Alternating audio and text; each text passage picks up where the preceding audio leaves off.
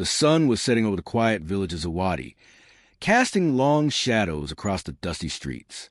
In a small hut at the edge of the village, a young girl named Nia lay sprawled on a mat, her eyes half closed as she lazily fanned herself with a palm leaf. Her skin glowed like polished bronze, and her cheeks were always rosy, not from toil under the sun, but from her endless naps and lounging. Nia was the only child of a wealthy family, and her parents adored her. They gave her everything she wanted: fine clothes, delicious food, and a life free from hardship. But Nia was known throughout the village for one thing: her astonishing laziness. Nia's parents, worried that their daughter had no sense of responsibility, decided to give her a large sum of money. They hoped this would teach her how to manage her own affairs and take care of herself. But Nia had other plans. Instead of using the money wisely, she spent it hiring people to do even the smallest tasks. She paid one person to cook her meals, another to clean her hut, and yet another just to braid her hair. Soon, her days became a never-ending cycle of naps, snacks, and admiring her reflection in a shiny brass mirror. But as time passed, Nia's money began to dwindle. One day, she counted her last few coins and realized with shock that she was broke. She couldn't pay her helpers anymore, and one by one, they left. Without anyone to do her chores, Nia found herself in a dire situation. Her hut was a mess, with dirty clothes piled in the corner and empty food wrappers scattered across the floor. She had no food left, and her once luxurious lifestyle was fading fast. Nia sat on her mat, sighing deeply. She was too lazy to even think about finding a job. Just as she was about to give up hope, a loud voice echoed through the village. "Hear me, hear me!" the town crier shouted. "The great chief Cato announces a grand feast at his palace. All young women of noble character are invited to attend. The chief seeks a hard-working bride for his son, Prince Jabari." Nia's eyes lit up with excitement. She had heard stories of the chief's feasts, with tables piled high with roasted meats, sweet fruits, and honey cakes. And if she could marry Prince Jabari, she would never have to work again. But as she rushed to her wardrobe, her heart sank.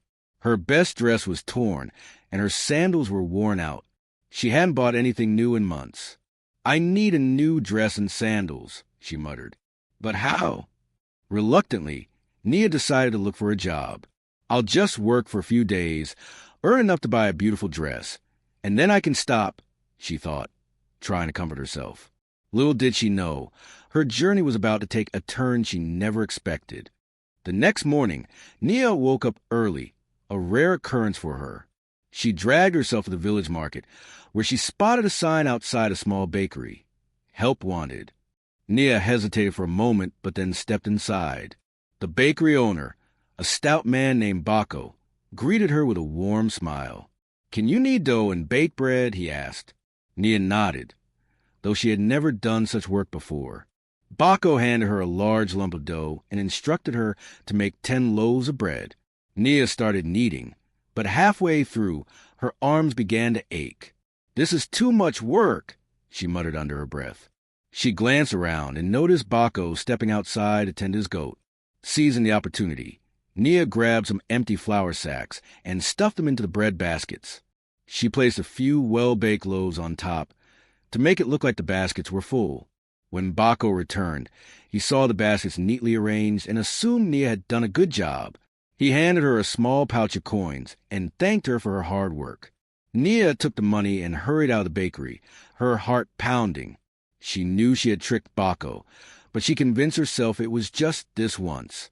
As she walked home, Nia counted the coins. It wasn't enough to buy a new dress, but it was a start. She decided to look for another job the next day. Little did she know, her deceitful ways would soon catch up with her. The following day, Nia wandered through the market again, looking for work.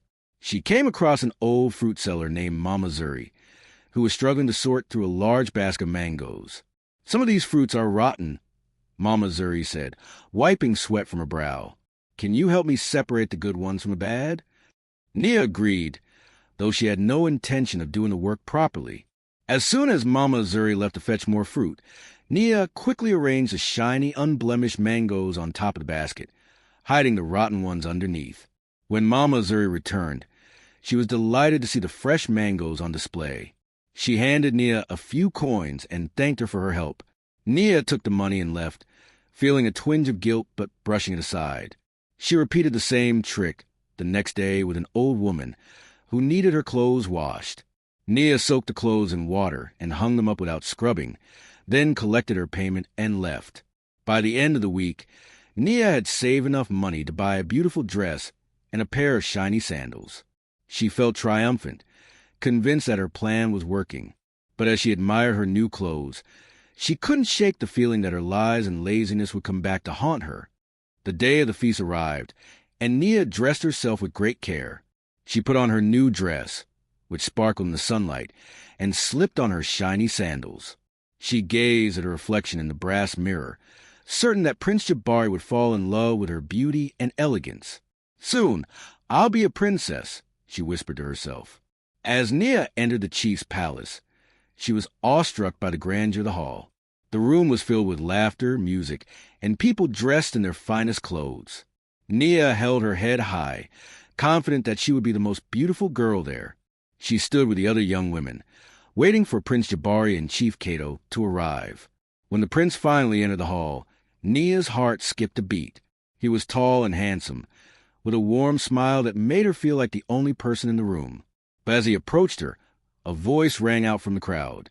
It was Bako, the bakery owner. "That's the girl who tricked me," he shouted, pointing at Nia. She pretended to work, but only made a mess. Before Nia could respond, Mama Zuri stepped forward. "And she deceived me, too," the old fruit seller exclaimed. "She had rotten fruit beneath the good ones and took my money." One by one, others began to speak up, sharing stories of how Nia had tricked them. The room filled with murmurs, and Nia's cheeks burned with shame. She shrank under the disapproving stares of the guests, her dreams of becoming a princess crumbling before her eyes. Chief Cato stood up, his voice stern. "A person who wishes to join our family must have more than beauty," he said. "They must have a noble heart and a sense of duty to others. Nia, it seems you have forgotten these important qualities." With those words, the guards escorted Nia out of the palace. She left in tears, her dreams shattered. But as she walked home, she realized that her laziness and deceit had cost her everything. For the first time in her life, Nia felt truly sorry for her actions. She knew she had to change, but would it be too late? The next morning, Nia woke up with a heavy heart. She knew she couldn't continue living the way she had. Determined to make amends, she visited Bako's bakery and offered to work for free. "I want to make up for what I did," she said, her voice trembling. Bako hesitated, but eventually agreed. Nia worked tirelessly, kneading dough, baking bread, and cleaning the bakery. By the end of the day, she was exhausted but felt a sense of pride she had never known before. Bako was impressed and gave her a basket of bread as a reward. Next, Nia visited Mama Zuri and offered to help sort fruit. She worked diligently, separating the good mangoes from the bad, and even helping to sell them at the market. Mama Zuri smiled warmly and handed her a few coins, but Nia refused. "I don't deserve payment," she said. "I just want to make things right." As the days passed, Nia continued to work hard, taking on odd jobs around the village.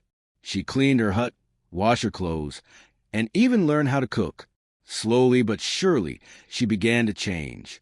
The villagers noticed her efforts and started to forgive her. One day, as Nia was sweeping the market square, she noticed Prince Jabari walking by. Her heart raced, but she kept her head down, focusing on her work. To her surprise, the prince stopped and smiled at her. "You've changed," he said. "The village speaks highly of you now." Nia blushed and nodded. "I'm trying to be better," she replied. Prince Jabari's smile widened. "That's all anyone can ask for," he said before walking away. Nia felt a glimmer of hope. Perhaps her story wasn't over yet. As the weeks turned into months, Nia's reputation in the village began to improve. She worked hard, saved her earnings, and even started helping others without expecting anything in return. The villagers, once skeptical of her, now praised her for her kindness and work ethic. One day, Chief Cato announced another feast at the palace. This time, Nia was invited not as a potential bride, but as a guest of honor. She dressed modestly, wearing a simple but clean dress, and made her way to the palace. When she arrived, Chief Cato greeted her warmly. "You have shown great change, Nia," he said. "The village is proud of you." Nia smiled, her heart swelling with pride. She knew she had a long way to go, but she was determined to keep improving. As she enjoyed the feast, she felt a sense of fulfillment she had never known before. Nia's transformation didn't go unnoticed by Prince Jabari. He often saw her working in the market or helping others, and he admired her dedication. One day, he approached her and asked if she would join him for a walk. As they strolled through the village, Prince Jabari spoke openly. "I was wrong to judge you so harshly," he said. "You've proven that people can change, and that's a quality I admire." Nia's heart raced. Could it be that the prince saw her in a new light? She smiled shyly and thanked him for his kind words. Over time, Nia and Prince Jabari grew closer. They spent hours talking, laughing, and sharing their dreams. Nia no longer sought a life of luxury. Instead, she wanted to make a difference in the village. Prince Jabari admired her newfound sense of purpose and supported her every step of the way. One evening, as the sun set over Zawadi, Prince Jabari took Nia's hand and looked into her eyes. "You become someone truly special," he said. "Would you do me the honor of becoming my partner, not just in life, but in serving our people?" Nia's eyes filled with tears of joy. She nodded, her heart overflowing with gratitude. For the first time, she felt like she had truly earned something, not through deceit or laziness, but through hard work and kindness. Nia and Prince Jabari's partnership brought new life to the village. They worked together to improve the market, build a school, and create opportunities for everyone. Nia's past was never forgotten, but it served as a reminder of the power of change. The villagers, once skeptical of Nia, now saw her as a role model. She had proven that anyone could turn their life around with determination and a willingness to learn. Years later, Nia stood on the balcony of the palace, looking out over the thriving village of Zawadi. She had come a long way from the lazy girl who once tricked others to avoid work. Now, she was a respected leader, loved by her people and cherished by her husband, Prince Jabari. As she watched the children playing in the streets, Nia smiled. She had found her purpose, not in lounging or luxury, but in hard work and service to others. And whenever she felt tempted to take the easy way out, she remembered the lessons she had learned and the life she had built through perseverance and kindness.